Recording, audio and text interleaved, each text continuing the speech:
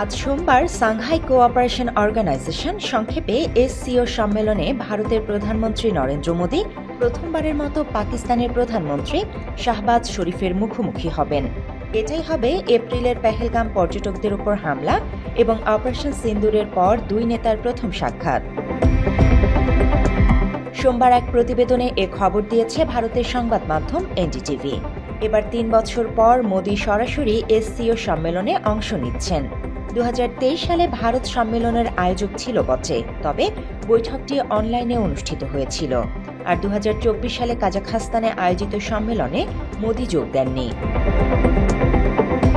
SCO শীর্ষ সম্মেলনের আগে রোববার চীনের প্রেসিডেন্ট শি জিনপিংয়ের সঙ্গে দ্বিপাক্ষিক বৈঠকে প্রধানমন্ত্রী মোদী পাকিস্তান ভিত্তিক সীমান্ত পারের সন্ত্রাসবাদের বিষয়টি জোর দিয়ে তুলেছেন।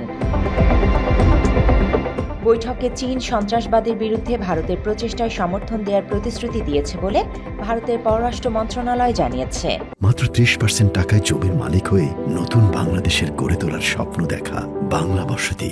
ভারতীয় পররাষ্ট্র সচিব বিক্রম মিশ্রি বলেন, প্রধানমন্ত্রী মোদী সন্ত্রাসবাদ বিষয়ে নিজের অবস্থান স্পষ্টভাবে তুলে ধরেন। তিনি উল্লেখ করেন, ভারত ও চীন দুদেশই এই অভিশাপের শিকার। মোদী চীনের সমর্থন চেয়েছেন, চীন তাদের সমর্থন জানিয়েছে। মোদী শি বৈঠকে দুই নেতা সীমান্তে শান্তি প্রতিষ্ঠা, দ্বিপাক্ষিক বাণিজ্য বৃদ্ধি এবং জনগণের মধ্যে পারস্পরিক সম্পর্ক জোরদার করার উপায় নিয়েও আলোচনা করেন। চীন দীর্ঘদিন ধরে পাকিস্তানের ঘনিষ্ঠ মিত্র হওয়ায় গত জুনে এসসিও সম্মেলনের যৌথ বিবৃতিতে কাশ্মীরের পেহেলগাম হামলার উল্লেখ ছিল না। ভারত এতে সই করতে অস্বীকৃতি জানায়। তার পরিবর্তে বিবৃতিতে বেলুচিস্তানের ঘটনাগুলোর উল্লেখ ছিল, যা ভারতের প্রতি পরোক্ষ ইঙ্গিত হিসেবে দেখা হয়।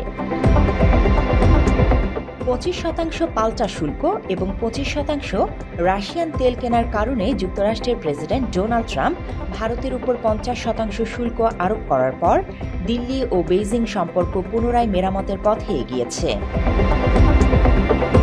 ভারতের পররাষ্ট্র মন্ত্রণালয়ের মতে, প্রধানমন্ত্রী মোদী বৈঠকে উল্লেখ করেছেন যে ভারত ও চীন দুদেশই কৌশলগত স্বায়ত্তশাসন অনুসরণ করে, তাই তাদের সম্পর্ক কোনো তৃতীয় দেশের দৃষ্টিকোণ থেকে দেখা উচিত নয়।